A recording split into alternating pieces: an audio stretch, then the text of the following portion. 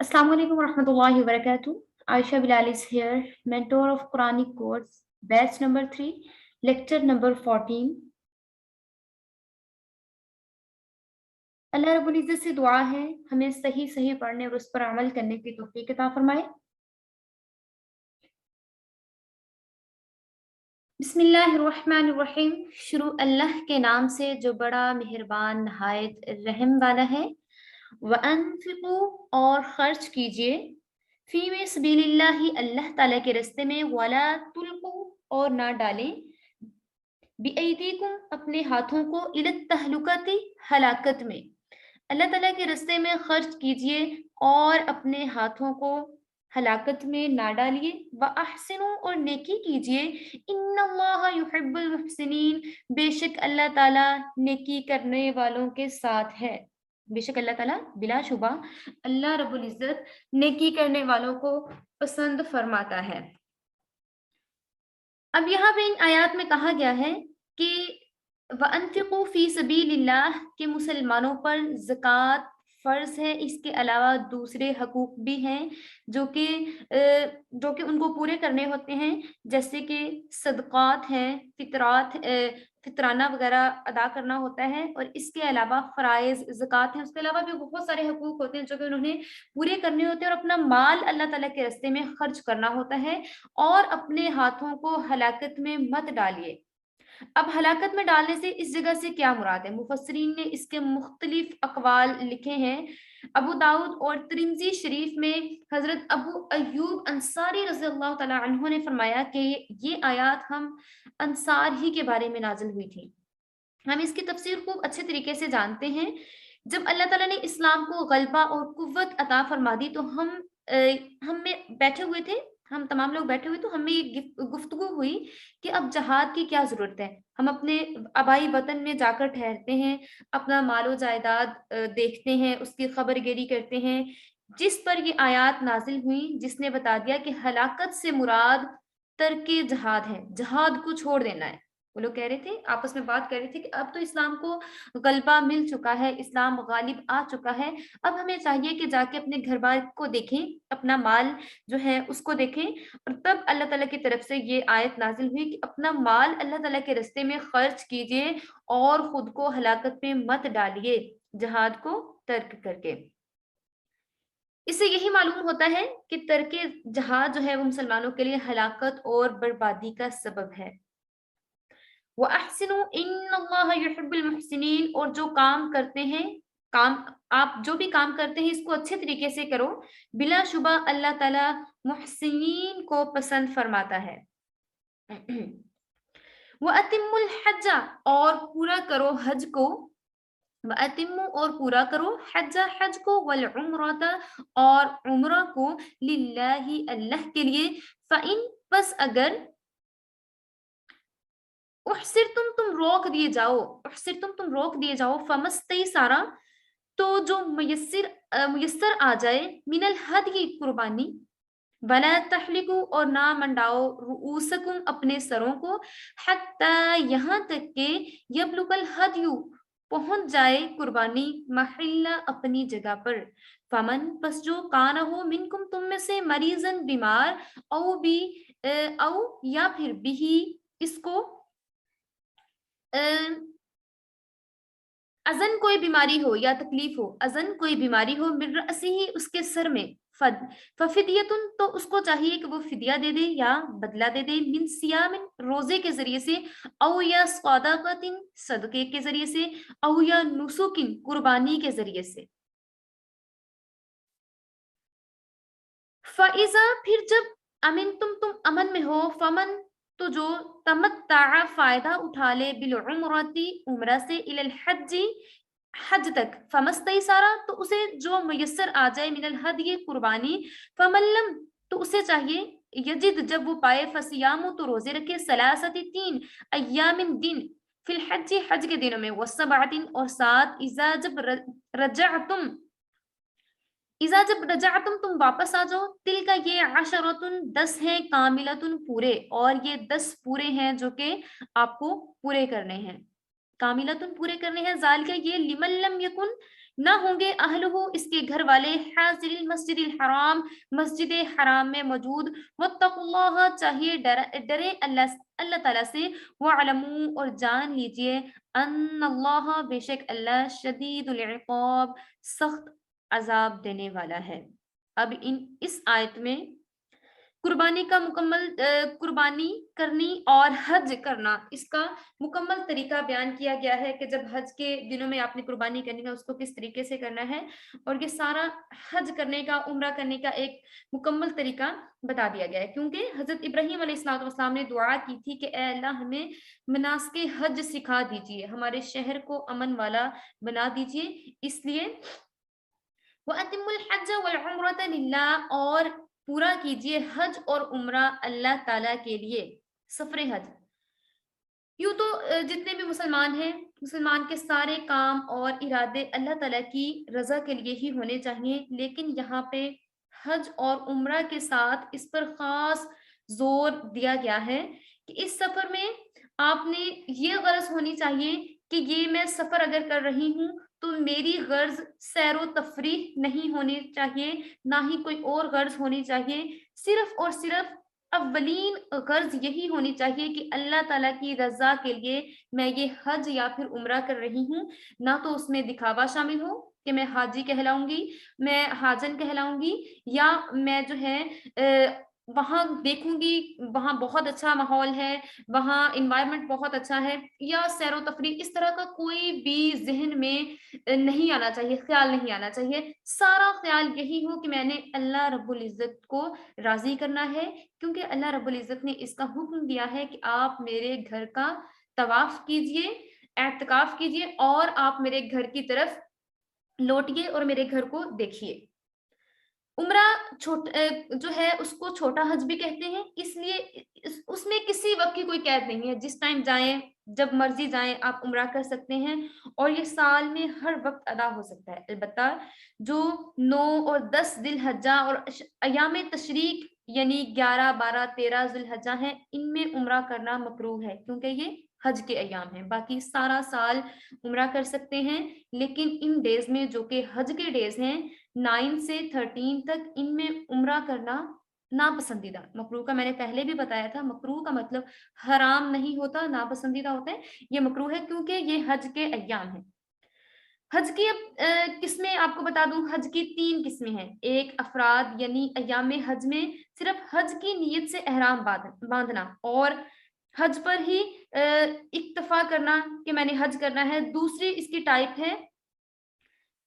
تمتا، حج تمتا یعنی ایام حج میں پہلے عمرہ کا احرام باندھ کر عمرہ کرنا، اور اس کے بعد اسی سبب میں اسی سال حج کا احرام باندھ کر حج کر لینا، اور اس کو بولتے ہیں حج تمتا، ٹھیک ہے۔ اس کے بعد آتا ہے حج سب سے افراد، ہاں جی، سب سے پہلے ہمارے پاس ہے حج میں نے آپ کو 3 ٹائپس بتائی ہیں، ہمارے پاس سب سے پہلے آ جاتی ہے حج تمتا، حج افراد یعنی حج میں صرف اور صرف آپ نے احرام باندھ لینا ہے، نیت کی ہے، احرام باندھا ہے اور حج پہ ہی اکتفا کیا ہے، اس میں عمرہ نہیں کیا۔ لیکن دوسرا جو حج ہے جو کہ عام طور پر پاکستانی کرتے ہیں، یہ ہوتا ہے حج تمتا۔ اس میں ایام حج میں پہلے عمرہ کا احرام باندھ کر عمرہ کر لینا ہے، کیونکہ ابھی حج کے ڈیز سٹارٹ نہیں ہوئے ہوتے، جو کہ میں نے آپ کو بتایا کہ 9 سے سٹارٹ ہو کے 13 تک ہوتے ہیں، ٹھیک ہے۔ عمرہ کر لینا، پھر اسی سفر کے دوران ہی حج کر لینا۔ تیسرا جو حج کی ٹائپ ہے وہ ہے قران، یعنی ایام حج میں حج و عمرہ دونوں کا احرام ایک ساتھ باندھ لینا، پہلے عمرہ کر کے احرام کو باندھے ہی رکھنا، احرام کو نہیں اتارنا، قائم رکھنا، پھر اسی احرام سے حج کرنا، اور یہ حج کی سب سے اعلیٰ اور افضل ٹائپ ہے قران جو ہے نا، حج قران۔ لیکن جو پاکستانی زیادہ کرتے ہیں وہ حج تمتا کرتے ہیں، اس میں پہلے چلے جاتے ہیں، عمرہ بھی کر لیتے ہیں، جتنے عمرے کرنے ہوتے ہیں وہ کر لیتے ہیں، پھر اس کے بعد جب حج کے ڈیز آتے ہیں 9 سے سٹارٹ ہو کے 13 تک، تو تب حج بھی کر لیتے ہیں۔ اور حج کب فرض ہوتا ہے؟ اگر کسی عاقل بالغ مسلمان آزاد شخص کے پاس اتنا مال و دولت موجود ہے جس سے وہ مکہ معظمہ تک آنے جانے کا خرچ پورا کر سکتا ہے، اور اس سفر کے زمانہ تک کھانے پینے کی ضروری اشیاء اور خرچ اپنے اہل و عیال کے لیے بھی رکھ سکتا ہے، مینس کے پیچھے انہیں کسی قسم کی کوئی تنگی نہ ہو، انہیں دے سکے، تو ایسے شخص پر حج فرض ہو جاتا ہے. ٹھیک ہے، ایسا شخص ہے جو کہ آزاد ہے، عاقل ہے، بالغ ہے، مسلمان ہے، اور اس کے پاس اتنی دولت موجود ہے جس سے وہ شہر مکہ معظمہ تک بآسانی آنے جانے کا خرچ پورا کر سکے، اور اس سفر کے زمانہ میں جب وہ سفر کر رہا ہو پیچھے اپنے اہل و عیال اور گھر والوں کو اتنا خرچ دے سکے کہ وہ پیچھے آرام سے رہ سکیں، تو ایسے شخص پر حج فرض ہو جاتا ہے. اور تمام زندگی حج کی فرضیت قائم رہتی ہے جب تک حج ادا نہ کرے اور اس کے پاس اتنا مال و دولت رہے یا نہ رہے. اور عورتوں کے لیے محرم کا ساتھ ہونا اور عدت سے خالی ہونا بھی شرط ہے کہ ڈیورنگ عدت نہیں جا سکتی، اور محرم کا ساتھ ہونا بے حد ضروری ہے. جب حج فرض ہو جائے تو جہاں تک ممکن ہو سب سے پہلی فرسٹ پریورٹی یہی ہونی چاہیے کہ حج ادا کیا جائے، اور اس میں کسی قسم کی تاخیر نہیں ہونی چاہیے. حج کی فضیلت اور برکت کیا ہے؟ کیونکہ اس میں فرمایا گیا ہے وَأَتِمُوا الْحَجَّ وَالْعُمْرَةَ لِلَّهِ. ایک حدیث میں ارشاد فرمایا گیا ہے حج اور عمرہ کے لیے جانے والے اللہ تعالیٰ کے خاص مہمان ہیں. وہ اللہ سے جو دعا کرتے ہیں اللہ رب العزت ان کی دعا کو قبول فرماتا ہے. وہ مغفرت مانگتے ہیں تو ان کو مغفرت دی جاتی ہے، وہ بخشش مانگتے ہیں ان کو بخشش دی جاتی ہے، وہ دعائیں خیر مانگتے ہیں انہیں خیر و عافیت عطا کی جاتی ہے، وہ جو دعائیں مانگتے ہیں ان کی دعاؤں کو قبولیت کا شرف عطا کیا جاتا ہے. حضور صلی اللہ علیہ وآلہ وسلم نے فرمایا کہ مسجد حرام جو کہ تمام مساجد سے افضل ہے، اس میں اگر ایک نماز ادا کی جائے تو اس کا ثواب 1,00,000 نمازوں کے برابر ہوتا ہے. مسجد حرام میں اگر ایک نماز ادا کی جائے تو اس کا ثواب 1,00,000 نمازوں کے برابر ہوتا ہے. فَإِنْ أُحْصِرْتُمْ فَمَا اسْتَيْسَرَ مِنَ الْهَدْيِ. اب یہاں پہ کہا گیا ہے پھر اگر حج عمرہ کے پورا کرنے سے روک دیے جاؤ تو جو آپ کو میسر ہو قربانی کرو، قربانی کا جانور ذبح کرو، اور اپنے سروں کو اس وقت تک مت منڈاؤ جب تک قربانی اپنے موقع پر پہنچ نہ جائے. البتہ اگر تم بیمار ہو یا آپ کے سر میں کوئی تکلیف ہے تو فدیہ دے دو یا خیرات دے دو، فدیہ دے دو، فدیہ کے پیسے دے دیں، یا پھر جانور کو ذبح کر دیا جائے. یہ آیت چونکہ واقعہ حدیبیہ کے دوران نازل ہوئی تھی جو کہ 6 ہجری میں پیش آیا، جب حضور اقدس صلی اللہ علیہ وآلہ وسلم اور آپ کے ہمراہ صحابہ کرام نے عمرہ کا احرام باندھا ہوا تھا اور کفار مکہ نے مکہ میں داخل ہونے اور عمرہ ادا کرنے سے روک دیا تھا. تو اب یہ سوال پیدا ہوا کہ اگر احرام باندھنے کے بعد کوئی مجبوری اور معذوری پیش آ جائے اور حج و عمرہ ادا نہ کر سکیں تو کیا کریں؟ چنانچہ یہ آیات نازل ہوئی جن میں محصر کا حکم بتلایا گیا. ٹھیک ہے، محصر اسے کہتے ہیں جس نے حج یا عمرہ کا احرام باندھا ہو مگر کسی مجبوری سے اسے پورا نہیں کر سکا ہو، مثلا کسی بیماری کی وجہ سے احرام باندھ لینے کے بعد بیت اللہ نہ پہنچ سکے، یا کسی دشمن نے راستہ روک لیا ہو، یا کسی موسمی رکاوٹ کی وجہ سے وہ نہ جا سکے. نیت اس نے احرام کی اور احرام باندھ لیا، عمرہ کی نیت کی یا حج کی نیت کی، تو اس میں کہا گیا ہے کہ اگر حج و عمرہ کسی عذر سے پورا نہ کر سکے، بیماری کی وجہ سے یا کسی بھی وجہ سے، تو اسے چاہیے کسی ایسے معتبر شخص سے کہتے کہ فلاں تاریخ میں حد حرم کے اندر میری طرف سے ایک بکری یا 2 بکری ذبح کر دینا. جب وہ تاریخ آئے اور گمان غالب ہو کہ اب اس نے جانور کو ذبح کر دیا ہوگا تو تب اپنے سر کو منڈائے گا یا اپنے بالوں کو کاٹ دے گا. ٹھیک ہے، اس سے پہلے وہ نہیں. یہاں پہ کہا گیا نا وَلَا تَحْلِقُوا رُؤُوسَكُمْ، اور تب تک اپنے سروں کو نہ منڈاؤ حَتَّى يَبْلُغَ الْهَدْيُ مَحِلَّهُ، جب تک قربانی اپنی جگہ پر نہ پہنچ جائے. مینس کہ جب آپ کو اس کو کنفرم ہو جائے کہ میں نے اس کو اس ڈیٹ کو کہا تھا اور اس ڈیٹ میں قربانی ہو چکی ہے تو دین وہ اپنا سر منڈائے گا اور اس کا احرام کھول دیا جائے گا. لیکن پھر اسے اس حج یا عمرہ کو قضا بھی کرنا پڑے گا. یہ نہیں ہے کہ وہ معاف ہو گیا ہے، وہ حج اور عمرہ اس کو قضا بھی کرنا پڑے گا. سر منڈانے کا حکم یہ ہے کہ تمام بال اتار دینے ہیں، اور یہ حکم صرف مردوں کے لیے ہے، عورتوں کے لیے یہ حکم نہیں ہے. عورتوں کے لیے 1 انگلی کی مقدار کے برابر جو ہے بال کاٹے جائیں. اگر حج یا عمرہ کا احرام باندھ لیا اور اس کو پورا کرنے سے کوئی بھی مجبوری نہیں رہی یا کوئی بیماری تھی یا تکلیف کی وجہ سے انہوں نے اپنے بالوں کو نہیں کاٹا، تو بال اگر نہیں کاٹے تو 3 روزے رکھ لیں، یا 6 مسکینوں کو کھانا کھلائیں، یا ایک بکری جو ہے وہ حدود حرم میں ذبح کر کے مسکینوں کو کھانا کھلائے۔ فَإِذَا أَمِنْتُمْ، پھر جب تم امن میں ہو، فَمَنْ تَمَتَّعَ بِالْعُمْرَةِ إِلَى الْحَجِّ، پھر جب تم امن کی حالت میں ہو، جو شخص عمرہ سے اس کو حج کے ساتھ ملا کر نفع حاصل کرے تو اسے چاہیے فَمَسْتَيْسَرَ مِنَ الْهَدْيِ، تو اسے چاہیے کہ جب اس کو میسر آ جائے قربانی کر دے۔ فَمَنْ لَمْ يَجِدْ فَصِيَامُ، پھر جو شخص قربانی کا جانور نہ پائے، اس کو میسر نہ ہو، فَصِيَامُ، تو وہ روزے رکھے، ثلاثتی 3 ایام دنوں کے، پھر وہ 3 دنوں کے روزے رکھے گا اگر اس کے پاس قربانی کا جانور موجود نہیں ہے۔ فی الحج، حج کے دنوں میں، وسبعۃ، اور 7 بعد میں، حج سے پہلے 3 روزے رکھے اور حج کے بعد 7 میں اس کے 10 روزے پورے کرنے ہیں۔ اذا رجعتم، جب تم واپس آ جاؤ یا پھر اپنے وطن واپس لوٹ جانے کے بعد روزے پورے کریں۔ تل کا یہ عشرۃ، 10 ہے، کاملۃ، پورے 10 روزے ہیں، ذالک، یہ لمن لم یکن، یہ اس لیے کہ نہیں، اہلہ، اس کے گھر والے، حاضر المسجد الحرام، مسجد حرام کے قریب نہ رہتے ہوں، یہ اہل مسجد حرام کے قریب اس کے گھر والے نہ رہتے ہوں۔ واتقوا اللہ، اور چاہیے کہ ڈریں اللہ سے، واعلموا، اور جان لیجئے، ان اللہ شدید العقاب، بے شک اللہ تعالی سخت عذاب دینے والا ہے۔ اب یہاں پہ مختلف قسم کے حاجیوں کے احکامات بیان کیے گئے ہیں، جیسے کہ میں نے آپ کو حج کی 3 ٹائپس بتا دی تھی کہ اس کی حج کی 3 اقسام ہیں، اسی طرح سے یہاں پہ کہا گیا کہ اگر کسی نے حج تمتع کیا ہے، اور تمتع اور قران میں ایک جانور ذبح کرنا ایام قربانی میں حدود حرم کے اندر واجب ہوتا ہے، ٹھیک ہے، اور حج افراد میں قربانی واجب نہیں ہوتی۔ تمتع اور قران، جس کو قربانی میسر آ جائے اور وہ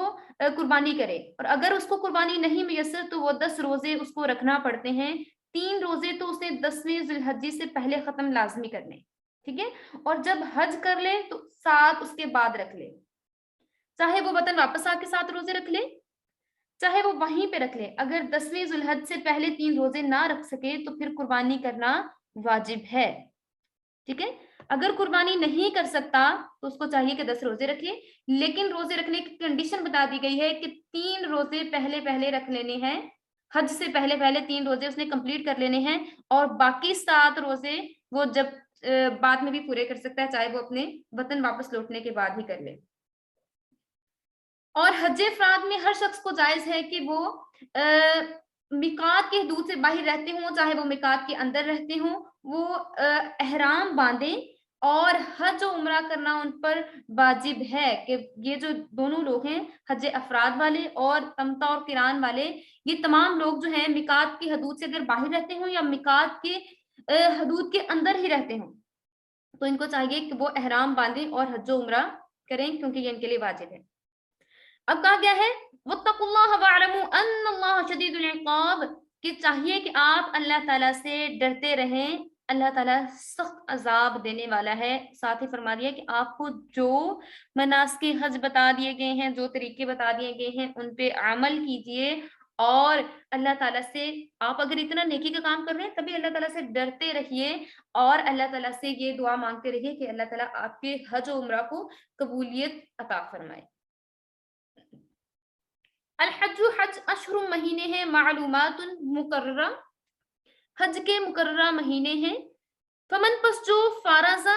لازم کر لے، فیہن، ان میں سے، حج فلا تو نہ رفث، بے پردہ ہو، ولا، اور نہ فسوق، گالی دے،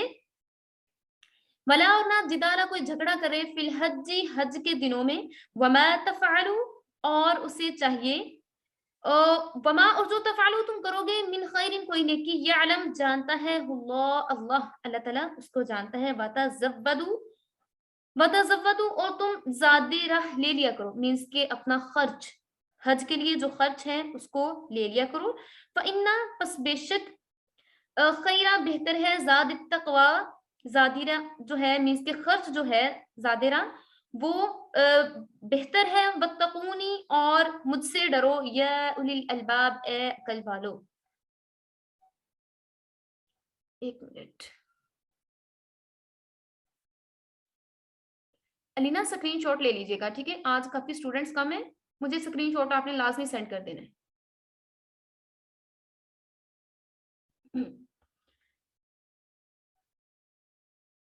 اب یہاں پہ اس آیت میں کہا گیا ہے 197 آیت نمبر 197 میں وما تفعلوا الحج اشہر معلومات فمن فرض فيهن الحج فلا رفث ولا فسوق ولا جدال في الحج. حج کے چند مہینے ہیں اور جو شخص خود پہ حج کو لازم کر لے وہ نہ تو کوئی بےہودہ بات کرے، نہ کوئی کسی کو گالی دے، اور نہ ہی بے پردہ ہو، اور نہ ہی کسی سے کسی قسم کا کوئی جھگڑا کرے. اور اگر تم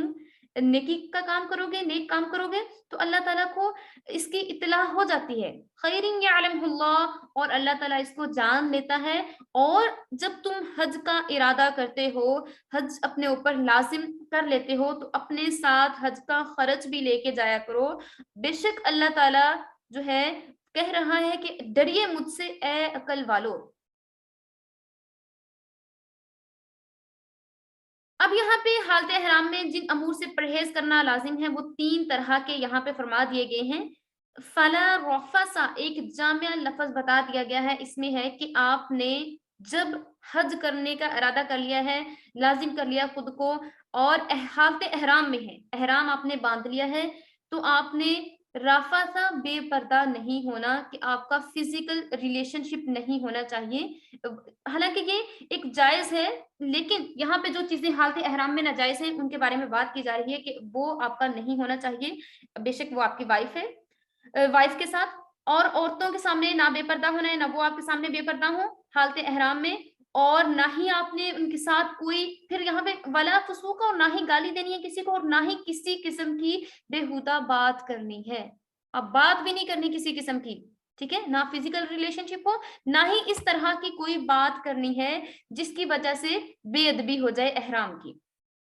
یہ سب باتیں احرام میں ممنوع ہیں. فسوقہ کے معنی ہے نافرمانی کرنا، نافرمانی کرنا اور لڑائی جھگڑا کرنا، گناہ کرنا، اور 6 چیزیں ایسی ہیں جو کہ حالت احرام میں ناجائز ہیں. ٹھیک ہے، ایک جو سب سے پہلے آپ کو بتایا کہ فزیکل ریلیشن شپ وائف کے ساتھ وہ نہیں. دوسرا خوشبو استعمال کرنا حلال ہے لیکن نہیں کرنی، خوشبو استعمال نہیں کریں گے. اور اپنی باڈی سے بال جو ہے انوانٹیڈ ہیئرز ان کو ریموو نہیں کریں گے، ناخن نہیں کاٹیں گے. اس سے پہلے، احرام سے پہلے اگر یہ کچھ کرنا ہے وہ کر لیجئے، لیکن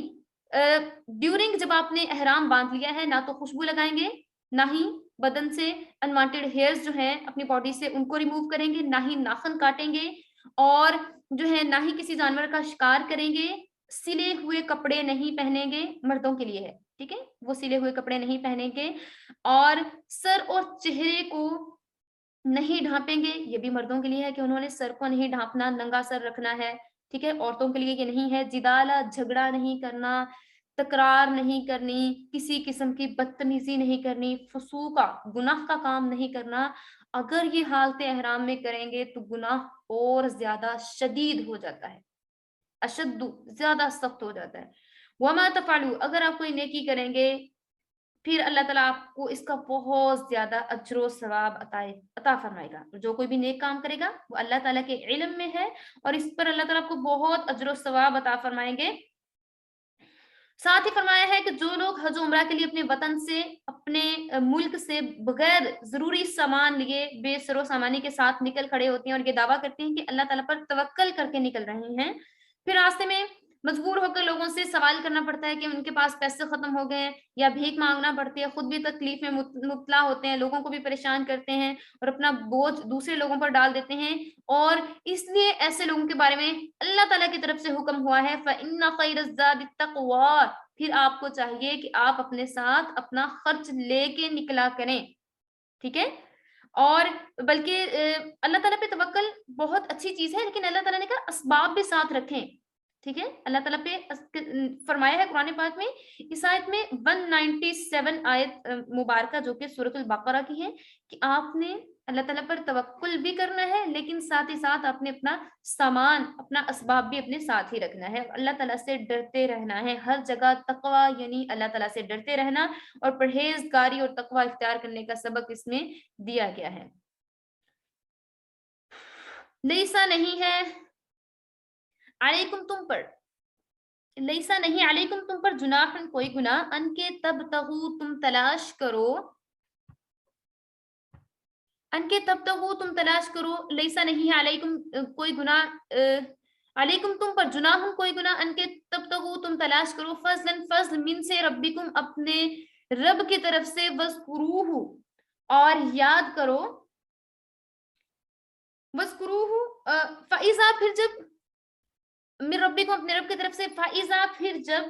افستم تم لوٹو، من سے عرفات میدان عرفات سے، فذکروا اللہ تو چاہیے یاد کیجئے اللہ تعالیٰ کو، عند المشعر الحرام مشعر حرام کے پاس، وذکروہ اور یاد کیجئے، کما ہداکم جیسے کہ اس نے تمہیں ہدایت دی، وَإِن اور اگر تم تھے من قبلہ اس سے پہلے، لمن الضالین گمراہ، اگر تم اس سے پہلے گمراہ تھے تو اب آپ کو چاہیے کہ آپ، اگر آپ اس سے پہلے ناواقف تھے تو اب آپ کو چاہیے کہ آپ اللہ تعالیٰ کا ذکر کثرت سے کیجئے۔ یہاں پر بات کی گئی ہے فَإِذَا أَفَضْتُم مِّنْ عَرَفَاتٍ، آپ نے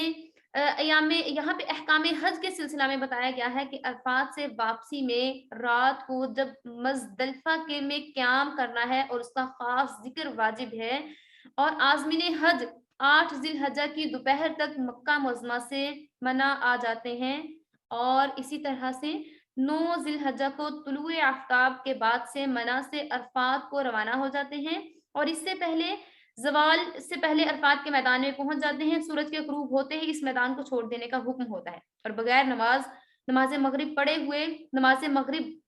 عرفات میں پڑھنے کا حکم نہیں، بلکہ مغرب و عشاء کی نمازیں مزدلفہ پہنچ کر عشاء کے وقت اکٹھا پڑھی جاتی ہیں، اور اسی مزدلفہ کو جو حدود حرم ہے اسے مشعر الحرام کہا گیا ہے، جس کا ذکر یہاں پہ آیت میں آیا ہے۔ مشعر الحرام، مشعر کے معنی ہے اشعار اور علامت کے، اور حرام یعنی مقدس اور محترم جگہ،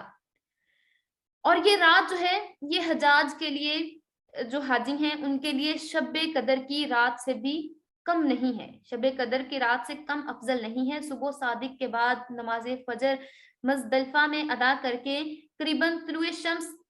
جب سورج جو ہے اس سے طلوع ہونا ہوتا ہے، تمام جو حجاج ہیں منع کی طرف واپسی کے لیے روانہ ہو جاتے ہیں۔ مزدلفہ میں اگرچہ اللہ تعالیٰ کو یاد کرنا، جیسے کہ آیت میں حکم دیا ہے، ہر طرح کا ذکر اللہ تعالیٰ کو یاد کرنا اس میں شامل ہے، کہ جو آپ ذکر کریں گے اللہ تعالیٰ اس کو قبول کرے گا، مگر خصوصیت سے دونوں نمازوں یعنی مغرب اور عشاء کو ایک ساتھ ادا کرنا اس جگہ کی مخصوص عبادت ہے،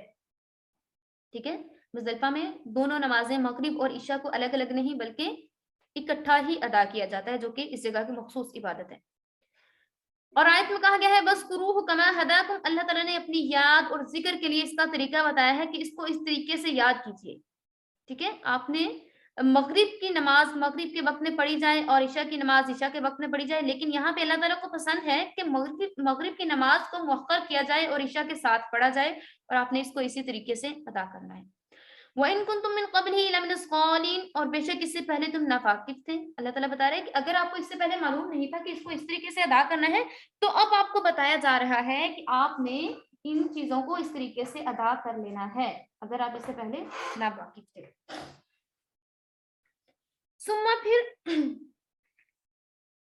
ثم پھر افیزو تم لوٹو، من حیث جہاں کہیں سے، افاز الناس لوٹے لوگ، واستغفر اللہ اور مغفرت طلب کریں اللہ تعالیٰ سے، ان اللہ بے شک اللہ غفور الرحیم بخشنے والا مہربان ہے۔ فائزہ پھر جب قضیتم تم ادا کر چکو، فائزہ پھر جب قضیتم تم ادا کر لو، مناسککم حج کے مناسک، فذکروا اللہ تو ذکر کیجئے اللہ تعالیٰ کا ذکرکم جیسے کہ تمہاری یاد آباءکم اپنے باپ دادا کے لیے تھی، او یا اشد ذکرا یا اس سے بھی بڑھ کر عبادت کرنا، اس سے بھی بڑھ کے اللہ تعالیٰ کا ذکر کیا جائے۔ اب یہاں پہ کہا گیا ہے کہ جب آپ لوگ واپس آ جائیں اسی جگہ پہ تو آپ نے اللہ تعالیٰ کے سامنے توبہ کرنی ہے، اللہ تعالیٰ سے معافی طلب کرنی ہے، اور اللہ تعالیٰ آپ کی معافی کو قبول فرمائے گا، بے شک اللہ تعالیٰ رحم کرنے والا ہے، ان اللہ غفور الرحیم بے شک اللہ تعالیٰ بخشنے والا مہربان ہے۔ اور جب تم اپنے حج کے اعمال پورے کر لو تو اللہ تعالیٰ کا ذکر کرو، جس طرح تم اپنے آباء و اجداد کا ذکر کیا کرتے تھے، اس طرح سے بھی بڑھ کے آپ نے اللہ رب العزت کا ذکر کرنا ہے۔ اب اس میں یہ بات بتائی جا رہی ہے کہ جب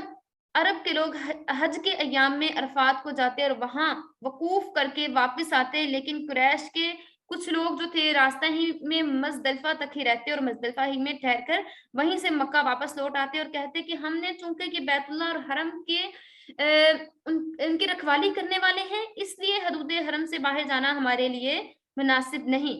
اس طرح کی باتیں کیا کرتے تھے، جو کہ چابی بردار تھے، جو کہ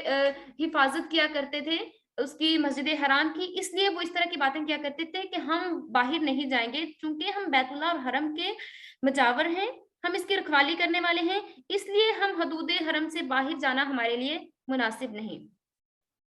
مزدلفہ حدود حرم کے اندر ہے اور میدان عرفات حدود حرم سے باہر ہے۔ اللہ تعالیٰ نے اس فرمان کے ذریعے سے ان کی تردید فرمائی ہے کہ تم بھی وہاں جاؤ جہاں سب عام لوگ اور عرب کے تمام لوگ جاتے ہیں، یعنی تمام مسلمان وہاں پہ جاتے ہیں میدان عرفات میں، یعنی عرفات میں جاؤ اور پھر وہاں سب کے ساتھ واپس آؤ۔ سب سے پہلی بات تو تمام انسانوں کا اپنے آپ کو کسی دوسرے سے بڑا کہنا ایک تکبر کا فعل ہے، ٹھیک ہے، جس سے ہمیشہ پرہیز کرنا چاہیے، اور خصوصاً حج کے لباس میں جب آپ نے احرام پہنا ہو، تمام لوگوں نے ایک جیسا لباس پہنا ہوا ہو اور سب لوگ اللہ تعالیٰ کے حضور یہی پڑھے ہوں کہ اے اللہ ہم حاضر ہیں اور آپ ہی ہمارے پروردگار ہیں، اے اللہ ہم حاضر ہیں، ٹھیک ہے۔ جب ایک ہی ترانہ جو ہے پڑھا جا رہا ہو، اللہ تعالیٰ کی ایک ہی تعریف بیان کی جا رہی ہو، لبیک اللہم لبیک کی جب صدائیں گونج رہی ہوں، تو اس طرح یہ اگر سوچ رہے ہیں تو اللہ تعالیٰ نے یہاں پہ ان کو واضح طریقے میں بتا دیا، امیر و غریب، بڑے چھوٹے، کالے گورے، عالم جاہل، اس دربار میں کوئی بڑا اور چھوٹا نہیں، کوئی زیادہ عزت والا نہیں، عبادات میں، اور نہ تو کسی کوئی قوم بڑی ہے اور نہ ہی کوئی قوم چھوٹی ہے، نہ ہی کوئی کالا ہے نہ ہی کوئی گورا ہے، عبادت اور بندگی میں سب برابر و یکساں ہیں۔ ہاں اگر کوئی چیز ان میں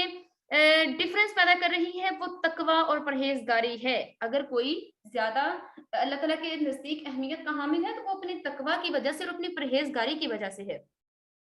یہاں پہ کہا گیا ہے فَاذْكُرُوا اللَّهَ كَذِكْرِكُمْ آبَاءَكُمْ أَوْ أَشَدَّ ذِكْرًا، آپ نے اللہ تعالیٰ کا ذکر بلند کرنا ہے۔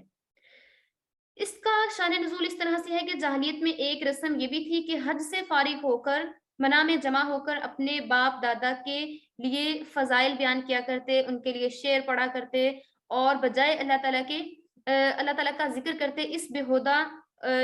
جو تھا مشغلہ اس میں مشغول ہو جایا کرتے تھے اور اپنے باپ دادا کے کارناموں کو بڑھ چڑھ کر بیان کرتے کہ میرے دادا اتنے بہادر تھے، انہوں نے یہ کیا، انہوں نے وہ کیا، اس طرح کی کارنامے سنایا کرتے تھے اور ایک دوسرے سے بڑھ چڑھ کر فخریہ انداز میں اپنی خاندانی عظمت کا اظہار کرتے ہوئے وہ تعریفیں کیا کرتے تھے۔ اللہ تعالیٰ نے اس رسم کو ختم کیا اور کہا کہ آپ نے اللہ تعالیٰ کی حمد و ثنا اور تسبیح بیان کرنی ہے، اور کیونکہ اللہ تعالیٰ جو ہے وہ عظمت والا ہے اور اللہ تعالیٰ کے لیے ہی ہر قسم کی حمد و ثنا اور تعریف ہے، اس لیے آپ نے اسی کی تعریف کرنی ہے، اللہ رب العزت کی تعریف کرنی ہے۔ اور فرمایا کذکرکم آباءکم، جیسے کہ تم اپنے باپ دادا کا ذکر کیا کرتے تھے، اللہ تعالیٰ کا ذکر اس سے بھی بڑھ کے کرنا ہے اور سچے دل کے ساتھ اس کا ذکر کرنا ہے۔ فَمِنَ النَّاسِ، بس جو آدمی من یقول کہتا ہے ربنا، اے ہمارے رب، فَمِنَ النَّاسِ، بس جو من یقول کہتا ہے ربنا، اے ہمارے رب، آتنا، ہمیں عطا فرما، فی الدنیا، دنیا میں، وما لہو، اور نہیں ہے اس کے لیے، فی الآخرتی، آخرت میں، من خلاق، کوئی حصہ۔ اور بعض ایسے آدمی ہیں جو کہتے ہیں اے ہمارے پروردگار ہمیں دنیا عطا فرما دے، دنیا کی تمام نعمتیں، دنیا کی تمام دولت، دنیا کی تمام آسائشیں، دنیا کی تمام شہرت دنیا کے لیے ان کو ہے کہ یہ دنیا کی جو شہرت ہے نا یہی مجھے مل جائے تو بہت بہتر ہے۔ جو لوگ اللہ تعالیٰ سے دنیا کے لیے دعائیں کرتے ہیں پھر ان کی دعائیں قبول ہو جاتی ہیں، تو ان کے لیے فرمایا جا رہا ہے کہ ایسے لوگوں کے لیے آخرت میں کوئی حصہ نہیں ہے۔ ایسے لوگ ہیں جو کہ کہتے ہیں اے ہمارے پروردگار ہمیں دنیا دے دیجئے، دنیا کی شہرت دے دیجئے، دنیا کی بلندیاں دے دیجئے، دنیا میں سکسیسفل بنا دیجئے، تو ایسے لوگوں سے کہا گیا ہے کہ ایسے لوگوں کو آخرت میں کوئی حصہ نہیں ملے گا۔ اس لیے بہترین دعا جو کہ میں نے آپ لوگوں کو پہلے بھی بتائی تھی کہ آپ لوگ جب بھی دعا کرتے ہیں تو لازمی دعا میں یہ پڑھا کیجئے ربنا آتنا فی الدنیا حسنۃ وفی الآخرۃ حسنۃ وقنا عذاب النار، اے میرے پروردگار مجھے دنیا اور آخرت کی بھلائیاں اور کامیابیاں عطا فرما. دنیا کی کامیابیاں بھی, دنیا میں بھی سکسیسفل ہوں گے, دنیا میں بھی اللہ تعالیٰ ایسی دولت عطا فرمائے گا آپ کو خود دل کرے گا کہ اللہ تعالیٰ کے راستے پہ بھی لگانی ہے اور اس کو صحیح طریقے سے خرچ کرنا ہے. ٹھیک ہے, اور اللہ تعالیٰ آپ کو دنیا میں ایسے زندگی گزارنے کا طریقہ بتا دے گا کہ آپ کی آخرت بھی کامیاب ہو جائے گی اور آپ کی دنیا بھی کامیاب ہو جائے گی. اور پھر اللہ تعالیٰ آپ کو شہرت بھی ایسے دے گا کہ آپ کی تعریف کرنے والے لوگ بھی ایسے ہی ہوں گے جو کہیں گے کہ یہ لائف ہے جو کہ قابل ستائش ہے, یہ ایسی لائف ہے جو کہ جس کو ایگزامپل دیں گے, مثال دیں گے کہ اس جیسی لائف گزارنی چاہیے جس کی دنیا بھی کامیاب, جس کی آخرت بھی کامیاب. ومنہم, اور ان میں سے من یقول, جو کہتا ہے ربنا, اے ہمارے رب, فی الدنیا, ہمیں عطا فرما دنیا میں, حسنتاً بھلائی, وفی الآخرت, اور آخرت میں, حسنتاً بھلائی, وقنا, اور ہمیں بچا لے عذاب النار, دوزخ کے عذاب سے. کتنی اچھی دعا ہے, لازمی اس کو اپنی زندگی کا حصہ بنا لیجئے. جب جب دن میں 5 مرتبہ آپ نماز پڑھتی ہیں تو اس دعا کو لازمی پڑھا کیجئے. دیکھیے گا کہ اگر آپ اس کی ٹرانسلیشن کو ذہن میں رکھتے ہوئے پڑھیں گے آپ کی لائف کیسے چینج ہو جائے گی. اللہ تعالیٰ آپ کا شمار اپنے شکر گزار بندوں میں فرما لے گا کہ آپ اللہ تعالیٰ کا شکر ادا کریں گی, چھوٹی سی چیز ملنے پہ بھی اور بڑی سے بڑی خوشی ملنے پہ بھی, چھوٹی خوشی ملنے پہ بھی آپ اپنے رب کا شکر ادا کریں گی انشاءاللہ. ٹھیک ہے, اور ان میں سے جو لوگ کہتے ہیں اے ہمارے رب ہمیں دنیا میں بھی بہتری عنایت فرمائیے اور آخرت میں بھی بہتری عطا فرما دیجیے اور ہمیں دوزخ کے عذاب سے بچائیے, اور ایسے لوگ ہیں جو کہ سکسیسفل ہیں, اولئک, یہی لوگ ہیں, لہم, ان کے لیے, نصیب, حصہ ہے, مما, سے, جو کسب انہوں نے کمایا, واللہ, اور اللہ, سریع الحساب, جلد حساب لینے والا ہے. اور جو لوگ یہ کہتے ہیں کہ انہیں دنیا میں بھی عطا کیا جائے اور آخرت میں بھی, اور روایات میں ہے کہ محمد عربی صلی اللہ علیہ وآلہ وسلم بکثرت یہ دعا کیا کرتے تھے اور حالت طواف میں خانہ کعبہ میں جب چکر لگایا کرتے تھے خصوصیت کے ساتھ یہ دعا پڑھا کرتے تھے, اور یہ دعا پڑھنا بھی مسنون ہے. ٹھیک ہے, اور کہا گیا ہے کہ لازمی ہر مسلمان کو چاہیے کہ یہ ایک ایسی جامع دعا ہے کہ اس میں تمام دنیاوی دینی مقاصد آ جاتے ہیں اور دنیا اور آخرت کی بھلائیاں عطا ہو جاتی ہیں. اس لیے اسے اپنے زندگی کا حصہ بنائیے. ربنا آتنا فی الدنیا حسنۃ وفی الآخرۃ حسنۃ وقنا عذاب النار.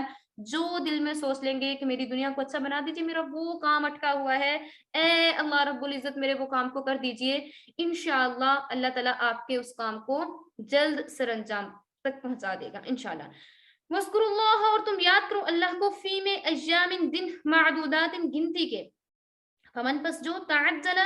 جلدی چلا جائے گا, فی یومین, 2 دن میں, فلا, تو نہیں, اسما, گناہ, علیہ, اس پر, ومن, اور جس نے, تأخرا, تاخیر کر دی, فلا اسما, تو گناہ ہے, علیہ, اس پر, لمن اتقا, اس کے لیے جو وہ کرتا رہا, واتقوا اللہ, اور چاہیے کہ ڈریں اللہ تعالیٰ سے, وعلموا, اور جان لیں, انکم, بے شک تم, الیہ, اسی کی طرف, تحشرون, جمع کیے جاؤ گے. اور جو اللہ تعالیٰ کا ذکر کرتا ہے اور جو شخص 2 دن جلدی کر کے چلا جائے اور جو شخص جو زیادہ دن تک رہے, اس پہ گناہ نہیں ہے. اس میں بھی یہی بات کی جا رہی ہے قیام منع اور رمی جمرات کی. اس آیت میں اس جگہ احکام حج کے سلسلہ میں آخری, یہ احکام حج کے لیے جتنی آیات تھیں وہ ساری پہلے پڑھی جا چکی ہیں اور یہ اس کے لیے آخری آیت ہے اسی صورت میں. اس میں بیان کیا جا رہا ہے کہ وَاذْكُرُوا اللَّهَ فِي أَيَّامٍ مَّعْدُودَاتٍ, اور تم یاد کرو اللہ کو جو کہ دن ہیں گنتی کے, ایامن, دن ہیں, معدودات, گنتی کے, فمن, پس جو, تعجل, جلدی کرے گا, فی یومین, ان 2 دنوں میں, فلا اسم علیہ, تو کوئی گناہ نہیں ہے اس پر, ومن تأخر, اور جو دیر کرے گا, زیادہ ڈیز لگائے گا, فلا اسم, تو نہیں گناہ ہے, علیہ, اس پر, لمن اتقا, چاہیے کہ ڈرتے رہیں اللہ تعالیٰ سے, واتقوا اللہ, ڈرے اللہ تعالیٰ سے, وعلموا, اور جان لیجئے, ان اللہ, انکم, بے شک تم, الیہ, اسی کی طرف, تحشرون, اکٹھے کیے جاؤ گے. جیسا کہ پہلے بھی آپ کو بتایا گیا کہ یہ آخری آیت ہے جو کہ حج کے سلسلہ میں ہے, اور حجاج جو کہ منع میں قیام و جمرات پر کنکریاں مارتے ہیں ان کے متعلق ہدایات فرمائی جا رہی ہیں. یہاں اس مسئلہ کی وضاحت کی گئی ہے کہ منع میں قیام اور جمرات پر کنکریاں مارنا کب تک ضروری ہے. اس میں اہل جہلیت کا اختلاف رہا ہے. جو کہ جاہلیت کے زمانہ میں کافی لوگ اس پہ اختلاف کیا کرتے تھے. بعض لوگ 13ویں ذی الحجہ تک منع میں قیام اور جمرات پر رمی کرنے کو ضروری سمجھتے تھے، مینس کی کنکریاں مارنا. ٹھیک ہے. اور کچھ لوگ جو تھے وہ 12ویں تاریخ کو واپس مکہ آ جانے والے کو گناہگار سمجھا کرتے تھے کہ جو 13 تک نہیں رہا اور واپس چلا گیا ہے اس کو تو بہت زیادہ گناہ ہوا ہے، اس کو گناہ سمجھتے تھے. چنانچہ اس آیت میں بیان کیا گیا ہے کہ جو شخص 10 ذی الحجہ کے بعد صرف 2 دن منع میں قیام کر کے مکہ واپس آ جائے اور 13 جو ہے ڈیٹ ذی الحجہ کی 13 تاریخ اس میں کنکریاں نہ بھی مارے تو بھی اس پہ کوئی گناہ نہیں ہے. اب یہاں پہ مسئلہ بتایا جا رہا ہے کہ حجاج جو ہیں چاہے اس پہ عمل کریں تو بھی صحیح ہے، اگر نہیں عمل کرتے 3 دن تک نہیں بھی ٹھہرتے، شیطان کو 3 دن تک کنکریاں نہیں مارتے، صرف 2 دن ہی مار لیتے ہیں، اس پر بھی کوئی گناہ نہیں ہے.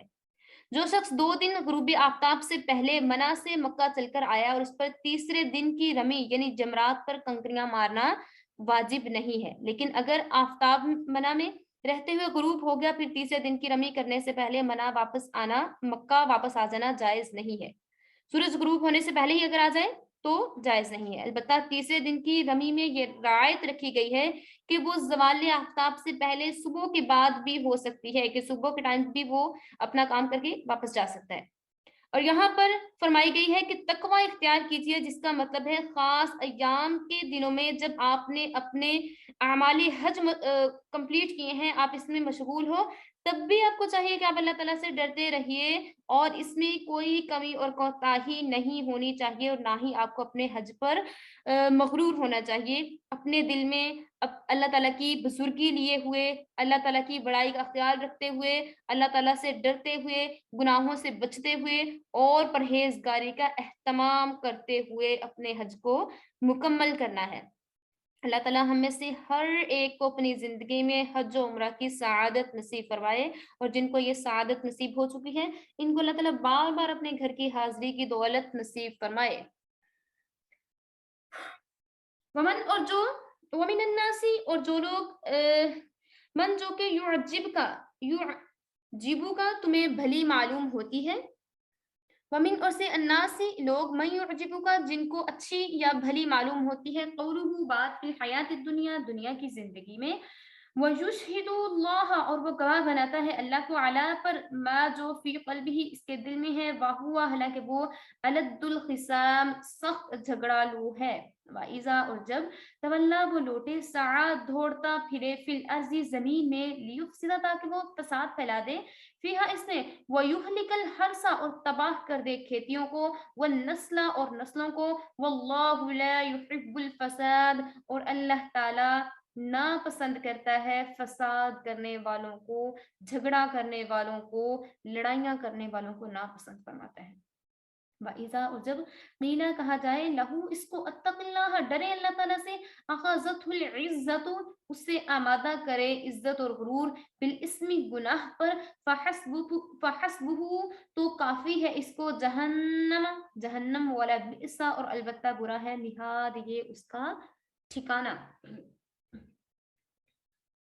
اب جو منافق ہیں ان کے بارے میں یہاں پہ بات کی جا رہی ہے کہ 2 قسم کے انسان تھے، جو کہ کچھ لوگ جو تھے وہ آخرت کے قائلین تھے، آخرت کو ماننے والے تھے، اور کچھ لوگ آخرت کے منکرین تھے.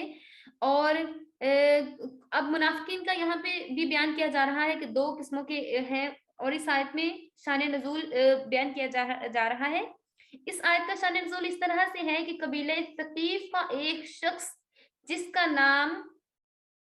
اخنس تھا، ٹھیک ہے، جس کا نام اخنس تھا، اخنس بن شریک تھا، وہ ظاہری طور پر اسلام کا بڑا ہمدرد اور غم خار بنا پھرتا تھا، اور کہتا تھا، لوگوں کو کہتا تھا، خود رسول اللہ صلی اللہ علیہ وآلہ وسلم کی مجلس مبارکہ میں آتا تو بڑے لمبے چوڑے دعوے کیا کرتا، بات بات پر قسمیں کھاتا، لیکن جب مجلس سے اٹھ کر چلا جاتا تو طرح طرح کی شرارتوں میں لگ جاتا تھا، فساد پھیلانے میں، جھگڑا کروانے میں، ان باتوں میں لگ جاتا، اور اسی کے متعلق ان آیات کا نزول ہوا ہے. اور یہ ہر اس شخص پر उस शख्स के लिए ये आयत हैं जो कि मुनाफिकाना खसलत और फितरत का आदमी हो, बज़ाहिर इस्लाम और मुसलमानों के लिए हमदर्दी के लंबे चौड़े दावे करता हो, बात बात पर अल्लाह को गवाह ठहराता हो, लेकिन हक बात के लिए उलझता हो, शहर में फितना फसाद की आग भड़काता हो, अपने गुरूर में अल्लाह ताला से सरकशी और बगावत करता हो। ऐसे लोगों का अंजाम बताया गया है कि इनके लिए जहन्नम तैयार की गई है, जो कि बहुत ही बुरा ठिकाना है, जो कि बज़ाहिर बड़े नेक बने फिरते हों, कहते हों कि हम तो नमाज़ें अदा करते हैं, हम तो ज़िक्र करते हैं, हम तो रोज़े रखते हैं। इस तरह बज़ाहिर बहुत नेक नज़र आने वाले लोग जो कि फ़साद फैलाते हैं ज़मीन में, लोगों के साथ झगड़े करते हैं, तरह-तरह के फ़साद फैलाते हैं। उनको अच्छा लगता है कि लोग आपस में लड़ें, झगड़ें, एक की बात दूसरे से कर देते हैं, दूसरे की तीसरे से कर देते हैं। इस तरह के लोगों के बारे में अल्लाह ताला का इरशाद फरमाया है कि वो जान लें कि उनका ठिकाना जहन्नम है। वमिनन्नासी, और जो लोग मन यशरी बेच डालता है नफ्सहु इब्तिगाअ, अपनी जान को मर्ज़ातिल्लाहि, अल्लाह ताला की रज़ा के लिए, वल्लाहु रऊफ़ुम बिल इबाद, और अल्लाह ताला ऐसे बंदों पर बड़ा ही मेहरबान है। और बाज़ ऐसे लोग भी हैं जो कि अल्लाह ताला की रज़ा के लिए अपनी जान तक को अल्लाह ताला की रज़ा के लिए डाल देता है, अपनी जान को अल्लाह ताला की रज़ा के लिए बेच डालता है, और ऐसे बंदों पर अल्लाह ताला नहायत मेहरबान है। इसमें हज़रत सुहेब रूमी रज़ी अल्लाह तआला अन्हा का वाक़या बयान किया गया है, जो कि इस आयत का शान नुज़ूल है। ठीक है? इस आयत का शान नुज़ूल है कि ये आयत हज़रत सुहेब रूमी रज़ी अल्लाह तआला अन्हा के बारे में नाज़िल हुई, और इसका वाक़या इस तरह के से है कि जब वो मक्का से हिजरत करके मदीना वापस आए, मक्का से हिजरत करके मदीना की तरफ तशरीफ लाने के लिए तैयार हुए, तो जैसा कि मक्का वालों का दस्तूर था कि कोई भी शख्स अगर हिजरत करके मदीना की तरफ जाता था तो उसके रास्ते में बहुत ज्यादा रोड़े अटकाया करते थे। इसी तरीके से जब हजरत सुहेब रूमी रजी अल्लाह तआला अन्हा हिजरत के लिए रवाना हुए, रास्ते में पहुंचे तो कफारे मक्का की एक जमात ने उन्हें रोक लिया। ये देखकर हजरत सुहेब रूमी रजी अल्लाह तआला अन्हा जो थे उन्होंने क्या किया, वो अपनी सवारी से नीचे उतरकर खड़े हो गए, और उनके तरकश में जितने तीर थे वो सब उन्होंने निकाल लिए, और कुरैश की इस जमात से खिताब किया कि ऐ जमाते कुरैश, तुम जानते हो कि मैं एक मशहूर तीर अंदाज हूँ। अगर तुमने मुझ तक आना है, अगर तुम मेरे तक आना चाहते हो, तो पहले मैं अपनी तरकश के तमाम तीर खर्च करूंगा, तमाम तीर आप पर उड़ा डालूंगा, आपको मार डालूंगा। फिर मैं, जब मेरे तीर खत्म हो जाएंगे, फिर मैं तलवार से जहां तक अल्लाह ताला ने मुझे कुव्वत दी, ताकत दी, मैं उससे तुम्हारा कत्ल करूंगा, तुमसे लड़ता रहूंगा। जब मैं थक जाऊंगा तो इस वक्त आप लोग जो हैं वो तमाम लोग मुझे पकड़ सकेंगे, और इसके बाद जब तक आप लोग मेरे तक पहुंचेंगे, जमीन पर सैकड़ों लाशें तड़पती हुई नजर आएंगी, क्योंकि आप लोग मुझे जानते हैं कि मैं एक बहादुर आदमी हूँ, और मैं बहुत अच्छा तीर अंदाज भी हूँ। मैं तो दूर से ही इतने लोगों को मार सकता हूँ। इसलिए अगर आप मेरे पास आना चाहते हो तो बेहतर यही है कि अगर आप चाहते हो कि जमीन पर लाशें तड़पती हुई ना आए, तो आप लोग वापस चले जाओ। हाँ, सेकंड ऑप्शन ये है आपके पास, अगर आपको माल चाहिए तो मक्का में जहां जहां पर मेरा माल मौजूद है, मैं आपको बताए देता हूँ, जाकर ले लें। कफ़ार इस बात पर राज़ी हो गए। हज़रत सुहेब रूमी रज़ियल्लाहु तआला अन्हा ने उनको तमाम सारा माल बताकर मदीना भेज दिया। इधर मदीना में हुज़ूर अक़दस सल्लल्लाहु अलैहि वसल्लम पर अल्लाह ताला ने ये आयत मुबारका नाज़िल फरमाई, जो कि हज़रत सुहेब रूमी रज़ियल्लाहु तआला अन्हा की जो थी उनकी इख़लास के लिए, उनकी ज़ुर्रत के लिए अल्लाह ताला की तरफ से ये आयत नाज़िल हुई थी कि जो अपने नफ्स को बेच डालता है अल्लाह ताला की रज़ा के लिए, अल्लाह ताला ऐसे अपने बंदों पर बहुत मेहरबान है। और इधर हुज़ूर अक़दस सल्लल्लाहु अलैहि वसल्लम ने इरशाद फरमाया कि सुहेब रूमी रज़ियल्लाहु तआला अन्हु ने बहुत बड़े नफ़े की तिजारत की। हज़रत सुहेब रूमी रज़ियल्लाहु तआला अन्हा के पहुँचने से पहले ही, मदीना मुनव्वरा पहुँचने से पहले ही हज़रत उम्र फारूक रज़ियल्लाहु तआला अन्हु और एक सहाबा किराम की जमात उनके इस्तकबाल के लिए वहाँ पर मौजूद थी। और जब हज़रत सुहेब रज़ियल्लाहु तआला अन्हु से मुलाकात हुई तो सबने कहा कि आपने तो बड़ी नफ़ा और सूदमंद तिजारत की थी। सबने आपको मुबारकबाद दी कि आपने बहुत नफ़ा की तिजारत की। जब हज़रत सुहेब रूमी रज़ियल्लाहु तआला अन्हा मदीना पहुँचे तो खुद हुज़ूर अक़दस सल्लल्लाहु अलैहि वसल्लम ने बताया कि आपके बारे में ये आयत नाज़िल हुई है, और आखिरी आयत का शान नुज़ूल भी यही बताया गया है कि इसमें कहा गया है कि जो लोग دین کے لیے اپنا نفس جو ہے اس کو بیچ ڈالتے ہیں، اپنی چاہے جتنی بڑی سے بڑی جائیداد ہو، مال ہو، اس کو فوقیت نہیں دیتے، لیکن وہ چاہتے ہیں کہ ہمارا دین قائم رہے، وہ لوگ بڑے نفع کا سودا کرتے ہیں۔ ایسے لوگوں پر اللہ تعالیٰ بہت شفقت رکھتا ہے، بہت مہربان ہے۔ یا ایھا الذین آمنوا ادخلوا فی السلم کافہ، اے ایمان والو تم داخل ہو جاؤ اسلام میں پورے کے پورے۔ ولا تتبعوا، اور نہ پیروی کرو، خطوات الشیطان، شیطانی قدموں کی، انہ بے شک وہ لکم تمہارا عدو مبین، کھلا دشمن ہے۔ فإن، پھر اگر تم ڈگمگا گئے، من بعد، اس کے بعد، ما جاءتکم البینات، تمہارے پاس آ جائیں واضح احکامات، فاعلموا، تو جان لیجئے، ان اللہ، بے شک اللہ تعالی، عزیز غالب ہے، حکیم حکمت والا ہے۔ ان آیات میں کہا جا رہا ہے کہ آپ نے پورے کے پورے اسلام میں داخل ہو جانا ہے، شیطان کے قدموں پر نہیں چلنا، بے شک وہ تمہارا کھلا دشمن ہے۔ یہ آیات حضرت عبداللہ بن سلام اور دیگر علماء یہود کے بارے میں نازل ہوئی تھی، جنہوں نے اسلام لانے کے بعد حضور اقدس صلی اللہ علیہ وآلہ وسلم سے درخواست کی تھی کہ ہم کو احکام اسلامی تعمیل کے ساتھ اس چیز کی بھی اجازت دی جائے کہ ہم ہفتے کے دن کی تعظیم کریں، اونٹ کے گوشت اور دودھ سے پرہیز کرتے رہیں، اور تورات کی بھی تلاوت کرتے رہیں۔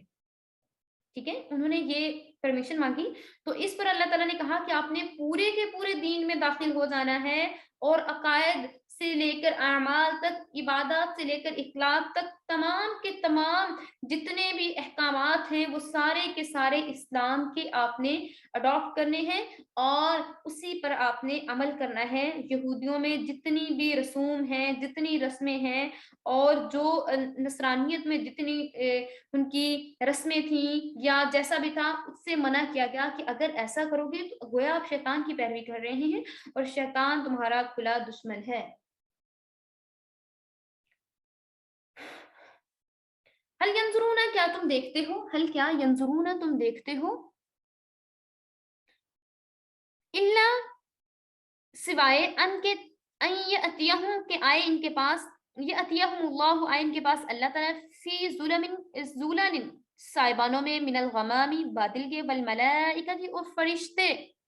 وقضی الامر، اور وہ پورا کر دیں، اور طے ہو جائے یہ قصہ، پورا کر دیں اس کام کو، وإلی اللہ، اور اللہ تعالیٰ کی طرف، ترجع الامور، تمام کے تمام کام اور تمام کے تمام رجوع جو ہیں وہ اللہ کی طرف سے ہی کیے جائیں گے، تمام کے تمام کام اللہ تعالیٰ کے لیے ہیں۔ کیا یہ لوگ صرف اس بات کے منتظر ہیں کہ اللہ تعالیٰ اور فرشتے بادل کے سائبانوں میں ان کے پاس آئیں اور وہ سارا قصہ ختم کر دیں، اور یہ سارے مقدمات اللہ تعالیٰ کی طرف ہی رجوع کیے جائیں گے؟ گزشتہ آیات میں اسلام میں پوری طرح داخل ہو جانے کی ہدایت فرمائی گئی تھی،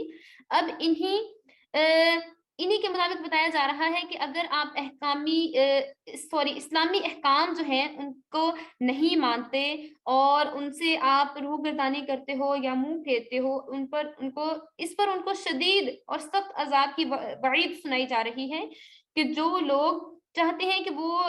صاف صاف ان احکامات کو نہ مانیں، اللہ تعالیٰ کے حکم کو نہ مانیں، تو کیا وہ یہ سوچ رہے ہیں سزا کے لیے اللہ تعالیٰ خود یا فرشتوں کو بھیجے، اور فرشتوں کے ساتھ آئے اور ان کو سزا دی جائے، ان کا سارا قصہ ہی ختم کر دیا جائے؟ من الغمام، بادلوں کے سائے میں، اور فرشتوں کے ساتھ اللہ تعالیٰ خود آئے اور ان کا قصہ تمام کر دے۔ ٹھیک ہے، اور جس طرح سے جیسے کہ اللہ تعالیٰ نے بنی اسرائیل کے لوگوں پر پہاڑ کو معلق کر دیا تھا، کوہ طور کو، اس طرح سے یہاں پہ فرمایا جا رہا ہے کہ ایک حدیث میں حضرت ابن مسعود رضی اللہ تعالیٰ عنہ سے مروی ہے کہ نبی کریم صلی اللہ علیہ وآلہ وسلم نے فرمایا کہ اللہ اولین اور آخرین کو جمع کریں گے، تمام لوگ آسمان کی طرف دیکھتے ہوں گے اور فیصلے کے منتظر ہوں گے کہ اتنے میں اللہ تعالیٰ صاحبانوں میں سے عرش سے کرسی کی طرف نزول فرمائیں گے، اور اللہ تعالیٰ کرسی پر براجما ہوں گے۔ اب یہاں پہ فرمایا جا رہا ہے کہ جو لوگ نہیں مانیں گے، احکامات کو ٹھکرائیں گے، تو ان کے بارے میں ہے کہ اللہ تعالیٰ کیا ان کو خود سزا دینے کے لیے آئے تو وہ پھر ٹھیک ہوں گے؟ بنی اسرائیل، سوال پوچھیں بنی اسرائیل سے، کم آتی نہ ہوں، کس قدر تمہیں دی ہم نے نشانیاں، نشانیاں بجینہ، کھلی نشانیاں۔ آپ بنی اسرائیل سے پوچھیں یہودیوں سے پوچھیے ہم نے ان کو کتنی واضح اور روشن نشانیاں دی تھیں. وَمَن يُبَدِّلْ اور جو بدل ڈالے نعمت اللہ اللہ تعالیٰ کی نعمت من بعد اس کے بعد ما جاءته آتی ہے اس کے پاس فَإِنَّ اللَّهَ تو بس بے شک اللہ شدید العقاب سخت عذاب دینے والا ہے. اب آپ علماء بنی اسرائیل سے یعنی یہودیوں سے پوچھئے کہ ہم نے آپ کو اور ان کے بزرگوں اور آباء و اجداد کو کتنی بڑی اور واضح دلیلیں دی تھی مگر ان لوگوں نے بجائے اس پر عمل کرنے کے ہدایت حاصل کرنے کے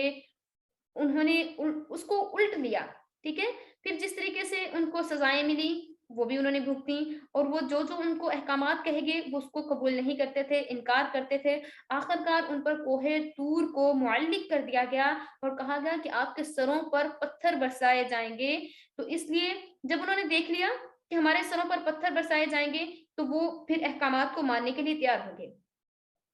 پھر اللہ تعالیٰ نے انہیں سمندر میں راستہ دے کر فرعون سے نجات دلائی تھی. بجائے وہ اللہ تعالیٰ کا احسان مانتے انہوں نے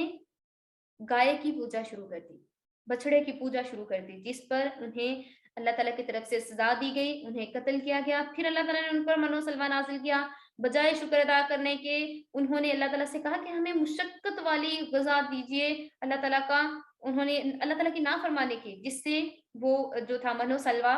وہ سڑنے لگا خراب ہونے لگا. پھر اللہ تعالیٰ کی طرف سے پھر انہوں نے کیا کیا کہ بجائے اللہ تعالیٰ کا شکر ادا کرتے انبیاء علیہ الصلوۃ والسلام کو قتل کرنا شروع کر دیا. اس لیے یہاں پر بتایا جا رہا ہے کہ جو لوگ بدل ڈالتے ہیں اللہ تعالیٰ کے حکم کو نافرمانی کرتے ہیں تو اللہ تعالیٰ انہیں سخت عذاب دینے والا ہے. زُجِّنَ آراستہ کی گئی ہے للذین جن لوگوں کے لیے کافر جنہوں نے کفر کیا حیات دنیا دنیا کی زندگی ان لوگوں کے لیے آراستہ کر دی گئی ہے. وَيَسْخَرُونَ اور جو لوگ ہنستے ہیں مذاق اڑاتے ہیں من الذین ان لوگوں کا آمنوا جو ایمان لائے. دنیاوی زندگی کو کفار کے لیے ہی آراستہ کیا گیا ہے اور جو لوگ مسلمانوں کا مذاق اڑاتے ہیں حالانکہ خود وہ شرک میں مبتلا ہیں.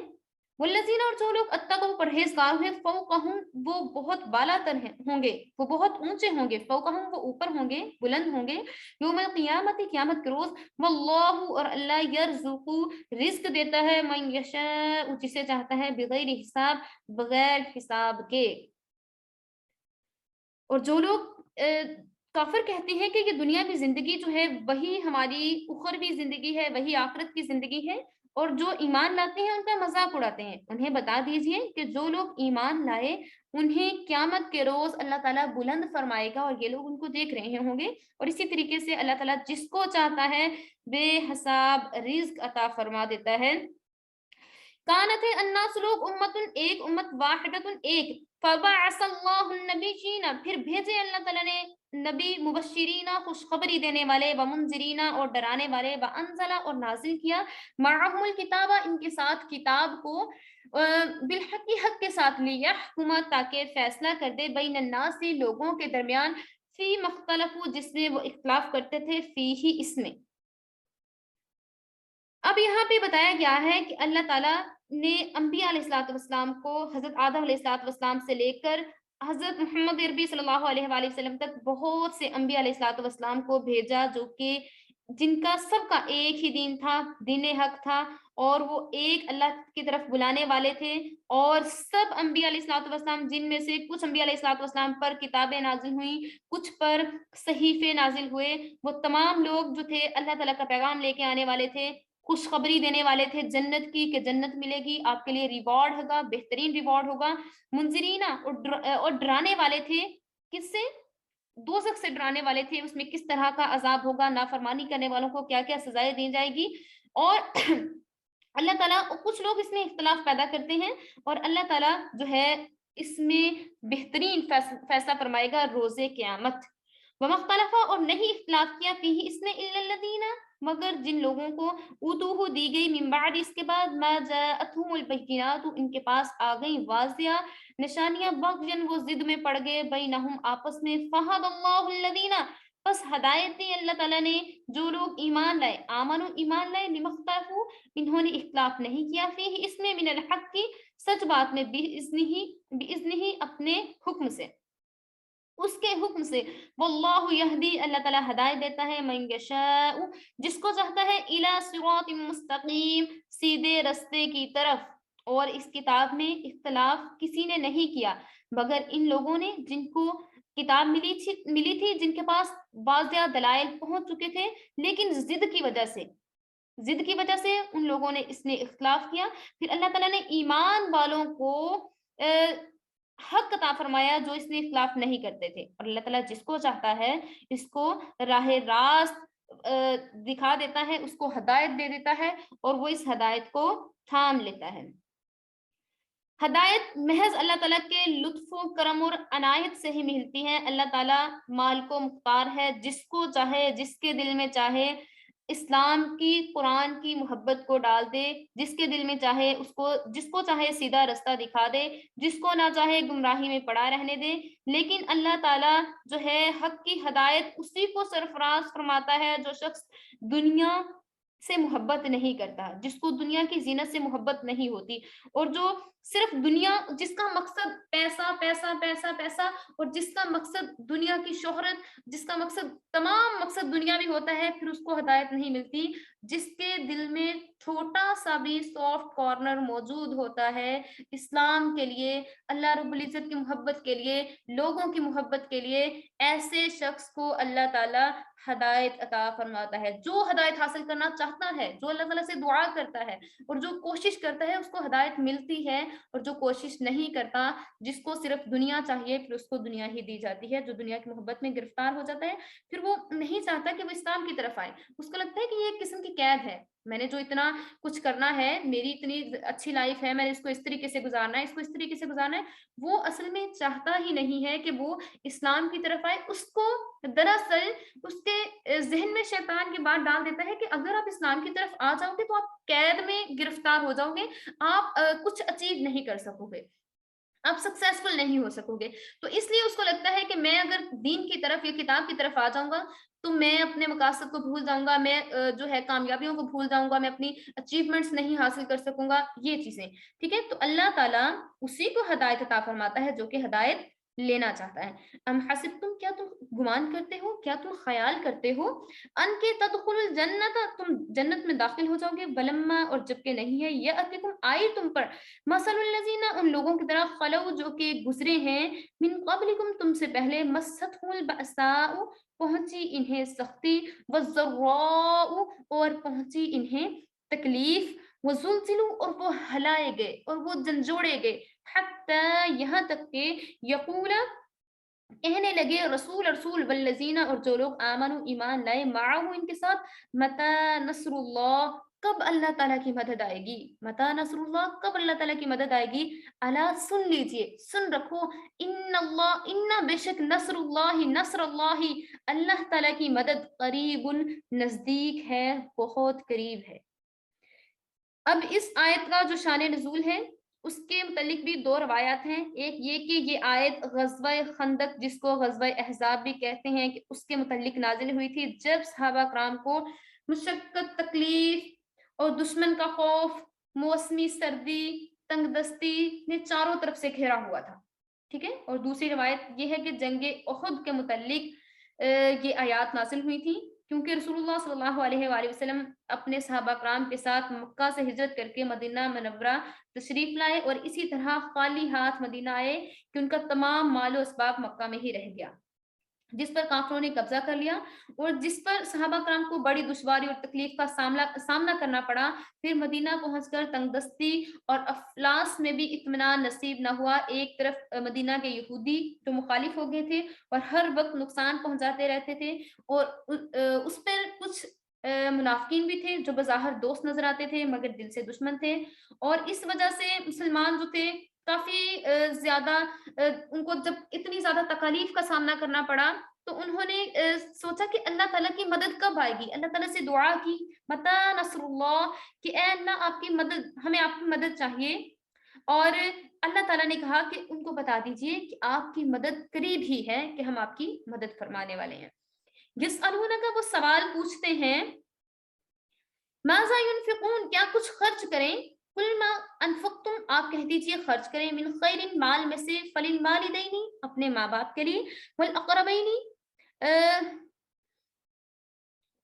फलिल वालिदैनी, वालिदैन के लिए, वल अक़रबीना, और रिश्तेदारों के लिए, वल मसाकीना, और यतीमों के लिए, मोहताजों के लिए,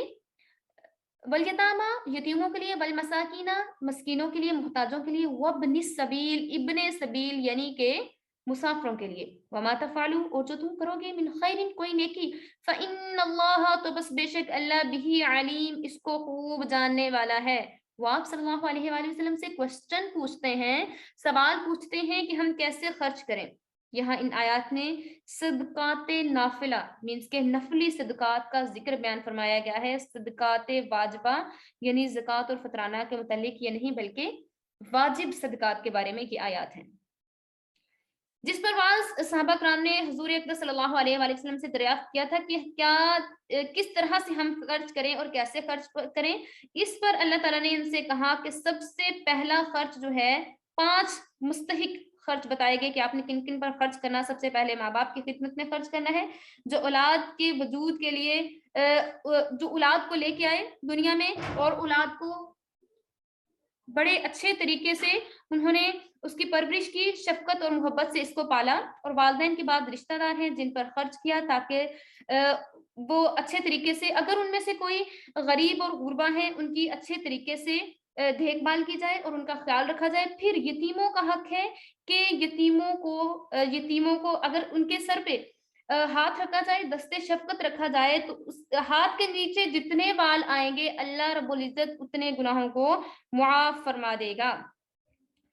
इसके बाद है कि फिर यतीमों, फिर मोहताजों के, जो लोग हकदार हैं, जो मुहताज हैं, मसाकीन हैं, इन जो कमा नहीं सकते, उनके बारे में कहा गया है कि आपने उन पर खर्च करना है। और इसके बाद है इब्ने सबील यानी जो मुसाफिर हैं और उनके पास खर्च नहीं है, आप उन पे खर्च कीजिए तो भी अल्लाह ताला आपके सदकात को कबूल करेगा। ठीक है? सदकाते नाफ़िला इन लोगों पर खर्च किए जा सकते हैं। कुतिबा, फर्ज किया गया है, अलैकुमुल किताला, आप पर जंग, आप पर किताल जो है, और ये आप पर फर्ज किया गया है, जिहाद आप पर फर्ज किया गया है। वाहुआ, और वो, कुरहुल लकुम, अगर आपको नागवार गुजरता है, वासा, और मुमकिन है, अन के तकरहू, तुम नापसंद करो, शयन, एक चीज को, वाहुआ, और वो, खैरुन, बेहतर बेहतर हो, लकुम, तुम्हारे लिए। जिहाद करना आप पर फर्ज करार दिया गया है, अगरचे आपको ये चीज नागवार महसूस हो रही है। वासा अन तकरहू शैयन वहुवा खैरुल लकुम, एक चीज जिसको आप नापसंद कर रहे हो, क्या पता वो आपके लिए बेहतर हो। वासा अन तहिब्बु तुहिब्बु, एक चीज जिसको आप पसंदीदा कर रहे हो, जिससे आप मोहब्बत रखते हो, शैयन कुछ, वहुवा शर्रुल लकुम, अगर वो आपके लिए नुकसानदा हो। वल्लाहु यअलमु व अंतुम ला तअलमून, और अल्लाह ताला बेहतर जानता है और तुम इस चीज को नहीं जानते। एक चीज जिससे आप मोहब्बत कर रहे हैं, बज़ाहिर आपको लग रहा है कि ये चीज मेरे लिए बड़ी नफा वाली है, इसके बगैर तो मेरा गुजारा नहीं है और ये मुझे लाजमी चाहिए, लेकिन अगर वो चीज आपको आपके लिए नुकसानदा है, आप उसका बैकग्राउंड नहीं जानते, अल्लाह ताला जानता है। इन आयात में कहा गया कि हजूर अकरम सल्लल्लाहु अलैहि वसल्लम जब तक मक्का में थे तो मदाफाना जंग की इजाजत न थी, लेकिन हिजरत फरमाकर मदीना में तशरीफ लाए तो दुश्मनों से मदाफात के लिए इजाजत मिल गई कि आप जिहाद कीजिए। तो जब जिहाद फर्ज हुआ तो हर मुसलमान की ये हालत थी कि उन्होंने जिहाद करना है, कि ये एक जो फरीजा है उसको अंजाम दे लें। लेकिन कुछ लोग जो थे उनको लग रहा था कि अगर हम ये ठीक है तो अभी जिहाद ना किया जाए। ठीक है? तो यहाँ पर अल्लाह ताला ने कहा कि आप जो है, आपको ये नागवार गुजरेगा लेकिन ये आपके लिए बेहतर है। साथ ही फरमा दिया कि एक चीज़ जो आपको बज़ाहिर लग रहा होता है कि हमारे लिए राहत का सामान है, लेकिन वो आपके लिए राहत का सामान नहीं होती, वो आपके लिए शर का सामान हो सकती है। और जो चीज़ आपको लग रहा है कि मेरे लिए अच्छी नहीं है, मुझे ये चीज़ नहीं लेनी, तो क्या पता वो चीज़ आपके हक में बेहतर हो। वाखिरु दावाना अनिल हम्दुलिल्लाहि रब्बिल आलमीन। अल्लाह ताला इस चीज़ के बारे में बेहतर जानता है। अल्लाह रब्बुल इज़्ज़त से दुआ है हमें इस पर अमल करने की तौफीक अता फरमाए और हमारी बेहतरी और सलामती उसी चीज़ में रखें जो कि हमारे लिए बेहतर है।